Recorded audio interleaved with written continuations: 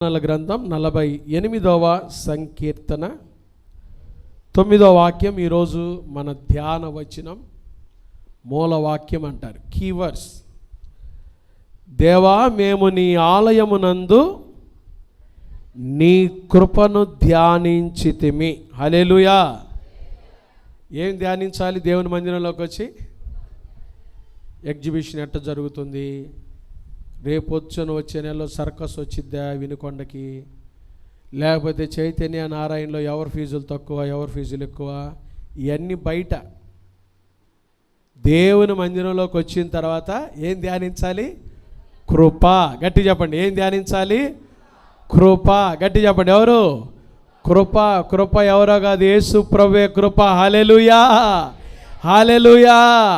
ఆయన సిలువను ధ్యానించాలి, ఆయన శిలువ మరణాన్ని ధ్యానించాలి, ఆయన ఇచ్చిన రక్షణ ధ్యానించాలి, ఆయన ఇచ్చిన వాక్యాన్ని ధ్యానించాలి, ఆయన సన్నిధిని అనుభవిస్తూ ఆయన ధ్యానించాలి. వన్స్ మందిరంలోకి అడుగుపెట్టిన తర్వాత, దేవా, మేము నీ ఆలయమునందు ఏం ధ్యానిస్తున్నాం? నీ కృపను ధ్యానిస్తున్నాము. గట్టిగా చెప్పండి, ఏం ధ్యానిస్తున్నాము? కృప. కృప. గట్టిగా కృప అనండి. కృప. కృప.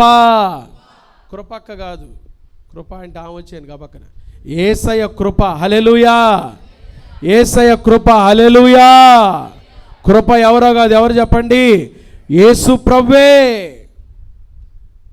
ఆయనే కృప. ఆయన ధ్యానించాలి. దేవుని ఆలయంలోకి వచ్చిన తర్వాత వంట చేయకుండా వచ్చానే, ఈరోజు ఏం భోజనాలు ఉన్నాయి, ఇట్లాంటివి కాదు, ఇట్లాంటివి కాదు. పోయిన వారం అంతా నష్టంలో నడిచాను, ఈ వారం అంతా బాగా అయిద్దా? నువ్వు అనుకోకపోయినా దేవుడు మీకు ప్రతిరోజు ఆశీర్వాదాలు కుమ్మరిస్తాడు. హల్లెలూయా, హల్లెలూయా. మీ వ్యాపారాలు దీవించబడునుగాక, మీ పెట్టుబడులు ఆశీర్వదించబడునుగాక, మీ చేతుల కష్టార్జితం దీవించబడునుగాక, మీరు పిండి పిసుకు తొట్టె గంప దీవించబడునుగాక.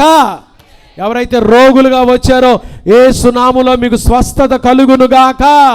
పిల్లలేని తల్లులు ఎవరైతే వచ్చారో మీ గర్భములు తాకబడునుగాక. హల్లెలూయా. ఈరోజు వర్తమానం కృప. 31వ కీర్తన 7వ వచనం. నీవు నా బాధను దృష్టించున్నావు. చూడండి, దేవుని సన్నిధికి వచ్చినప్పుడు యేసయ్య ఏం చూస్తాడు? మనుషులైతే ఏం చూస్తాం? పాష గారు కొత్త షర్టు కొత్త ప్యాంటు టక్కు చేసుకొని వచ్చాడురా అని చూస్తాం. స్త్రీలైతే అబ్బా అక్క భలే చీర కట్టిందిరా, భలే డ్రెస్ వేసుకొని వచ్చిందిరా అని చూస్తాం. మనం ఇంతవరకే. మనుషులు పై రూపాన్నే చూస్తారు. అబ్బా అక్క భలే వాచి పెట్టుకొని వచ్చిందిరా, అక్క భలే ఉంగరాలు పెట్టుకొని వచ్చిందిరా. మనుషులు పై రూపాన్ని చూస్తారు, కానీ దేవుడు ఏం చూస్తాడు? మీరే బాధతో వచ్చారో బాధలు చూసేవాడు మన ప్రభు. హల్లెలూయా. ఏమంటున్నాడు దావీదు? నీవు నా బాధను, నా ప్రాణ బాధలు నీవు. ఈ కూడా ఉంటాయా ప్రాణ బాధలు? ప్రాణ బాధలు అంట. చెప్పండి, వాటి పేరు ఏం పేరు? ఏడని విన్నారా? ప్రాణ బాధలు వినలేదు ఎప్పుడు? అప్పులు, జీవితాంతం కట్టిన ఈ అప్పులు తీరలేకపోతున్నాయి. ప్రాణ బాధ, ప్రాణ బాధ. అనారోగ్యం, ప్రాణ బాధ. ఎప్పుడు వస్తుంది స్వస్థత? ఎప్పుడు వస్తుంది ఆరోగ్యం? ప్రాణ బాధ. బాధలు వేరు. చెప్పండి, ఎవరు తీర్చలేని మీ ప్రాణ బాధలు. దేవుని మందిరంలోకి వచ్చినప్పుడు దేవుడు మన ప్రాణ బాధలు కనిపెడతాడంట. నీవు నా ప్రాణ బాధలను కనిపెట్టి ఉన్నావు. కావున నీ కృపను బట్టి నేను ఆనందభరితుడనై. హల్లెలూయా. ఒకటి, కృప ద్వారా కలిగే ఆశీర్వాదం ఏంటంటే ఆనందభరితులను చేసేదే కృప. హల్లెలూయా, హల్లెలూయా, హల్లెలూయా. ఈ రోజులో ఆనందం లేదండి, ఎవరిని చూసినా ఆనందం లేదండి. ఆనందం కోసం మనిషి పరితపిస్తున్నాడు, ఆనందం కోసం పరుగులు తీస్తున్నాడు.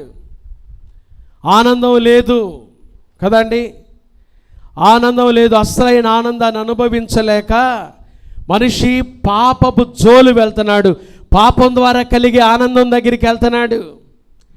పాపమిచ్చే ఆనందము తాత్కాలికమే కదండి. మేము చదువుకునే రోజుల్లో ఎంజాయ్ విత్ గంజాయ్ అని ఒక స్లోగన్ ఉండేది. గంజాయి ఇచ్చే ఆనందం ఎంతసేపు ఉంటుంది? కాసేపే. నీ ఆరోగ్యాన్ని చిందరవిందర చేసి నీ అవయవాలు పాడు చేసేదాకే. దేవుని మందిరంలో దావీదు కోరకుమార్ రాశారు, నీ కృపను ధ్యానిస్తున్నా. కృప ద్వారా మనకు కలిగే మొదటి ఆశీర్వాదం ఏంటంటే, కృపను బట్టి నేనేమయ్యాను?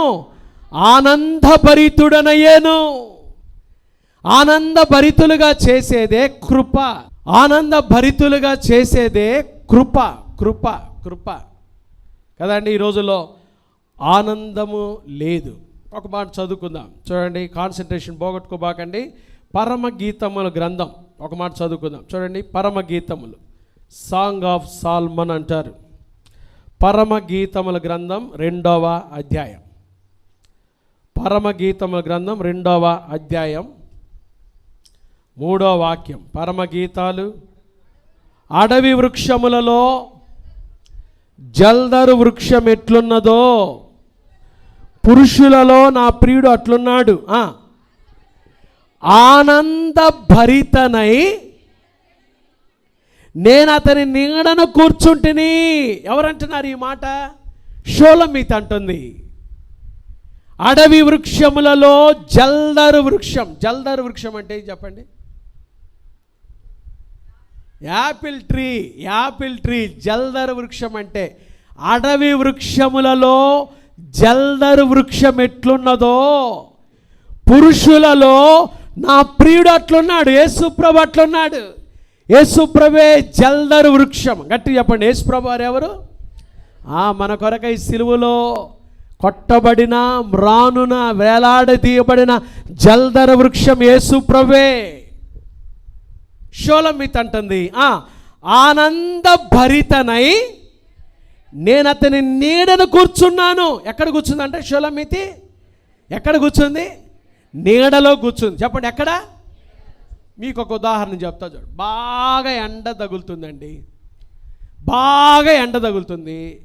ఎండలో వెళ్ళేటప్పుడు కాసింత చెట్టు నీడ కిందకి రాగానే ఎట్టుంటుంది చెప్పండి? ఎట్టుంటుంది చెప్పండి? ఎక్కలేని సంతోషం కదా. ఎక్కలేని సంతోషం. వస్తుందా రాదా చెప్పండి? అసలు రాదులే పాష గారు, మాకు అనబాకండి. సంతోషం వస్తుందా రాదా? వస్తుందా రాదా? ఎప్పుడు? ఎండ వేడి తగిలేడు. లోకమనే ఎండ వేడి కదండి. ఈ రోజుల్లో పాపమనే ఎండ వేడి, లోకమనే ఎండ వేడి, శాపమనే ఎండ వేడిలో ఎప్పుడైతే మానవుడు యేసుక్రీస్తు అనే జల్దరు వృక్షపు నీడ క్రిందకు వస్తాడో, ఆయన సిలువ నీడ క్రిందకు వస్తాడో, ఎక్కలేని సంతోషం. షోలమీత్ అంటుంది, ఆనందభరితుడనై, ఆనందభరితురాలనై నేను అతని నీడను కూర్చున్నాను. యేసయ్య నీడలో కూర్చోగానే ఎక్కలేని సంతోషం. బాగా ఎండవేడికి అలిసిపోయా. పాపం ఏం చేస్తుందో తెలుసా? మనిషిని అలిసిపోయేటట్టు చేస్తే. పాపం ఏం చేస్తుందో తెలుసా? ఎండకు దాహమయ్యేటట్టు చేస్తే. అవునండి, చాలామంది జీవితాల్లో ఎండ వేడిలోనే ఉన్నారు, ఇంకా నీడలోకి రాలా. నీడలోకి రాలా. యేసుక్రీస్తు అనే సిలువ నీడకి రాలేదు. నీ కొరకు నా కొరకు సిలువలో మరణము పెట్టిన యేసయ్య అనే సిలువ నీడకు రాలేదు. అందుకని నీకు ఆనందం లేదు, అందుకని నీకు నిజమైన సంతోషం లేదు. షోలమీత్ అంటుంది, ఆ జల్దరు వృక్షం ఎట్లున్నదో పురుషులలో నా ప్రియుడు అట్లున్నాడు. ఆనందభరితురాలనై నేను ఎక్కడికి వచ్చాను? అతని నీడకి వచ్చాను. ఎప్పుడైతే యేసయ్య అనే సిలువ నీడ క్రిందకు వస్తావో ఎక్కలేని సంతోషం. కృప ద్వారా మనకు కలిగే మొదటి ఆశీర్వాదం ఆనందభరితులుగా చేసేది కృప. ఇంకా యేసయ్య సిలువ దగ్గరకు రాకపోతే, నా ప్రియమైన దేవుని బిడ్డ, ఈ ఉదయకాలం దేవుని నీకు అవకాశం ఇస్తున్నాడు. ఎంతకాలం పాపం అనే ఎండలో ఉంటావు, ఎంతకాలం శాపం అనే ఎండలో ఉంటావు, ఎంతకాలం దొరలవాట్లనే ఎండలో ఉంటావు, ఎండ వేడిమిలో నీ జీవితాన్ని పాడు చేసుకుంటావు. ఎందుకు? రా, యేసయ్య సిలువ నీడ క్రిందకి రా, యేసయ్య కృప దగ్గరకు రా. ఆ కృప దగ్గరికి నువ్వు వచ్చిన క్షణమే నీ కృపను బట్టి ఆనందభరితురాలనై సంతోషించుచున్నాను. యేసయ్య కృప దగ్గరికి ఎప్పుడైతే వస్తామో మొట్టమొదటి ఆశీర్వాదం ఏం చెప్పండి? కృప మనల్ని ఏం చేస్తుంది? ఆనందభరితులుగా. మహాపరిశుద్ధుడా, దయగల దేవా, ప్రేమాస్వరూపి, నీకు స్తోత్రాలు. సూటిగా స్పష్టంగా నాతో మాతో మాట్లాడినందుకై స్తోత్రాలు. మా ప్రాణాలు తెప్పరిల్లు చేసినందుకై స్తోత్రం. దేవా, మేము నీ ఆలయమునందు నీ కృపను ధ్యానించితిమి. లైవ్లో చూస్తున్న బిడ్డలు మీ కృపను తలపోసుకోవటానికి మీరు ఇచ్చిన అవకాశాన్ని బట్టి స్తోత్రం. మా బ్రతుకులు బాగు చేయండి, కృప ద్వారా ఉత్తేజభరితులు చేయండి, కృప ద్వారా మమ్మల్ని నడిపించండి, మీ కృపకు పాత్రులుగా చేయమని అయ్యా సమర్పించుకున్న బిడ్డలందరిపై, సంఘంపై మీ దేవుని కుమ్మరించమని యేసు నామమున ప్రార్థిస్తున్నాము తండ్రి. ఆమేన్.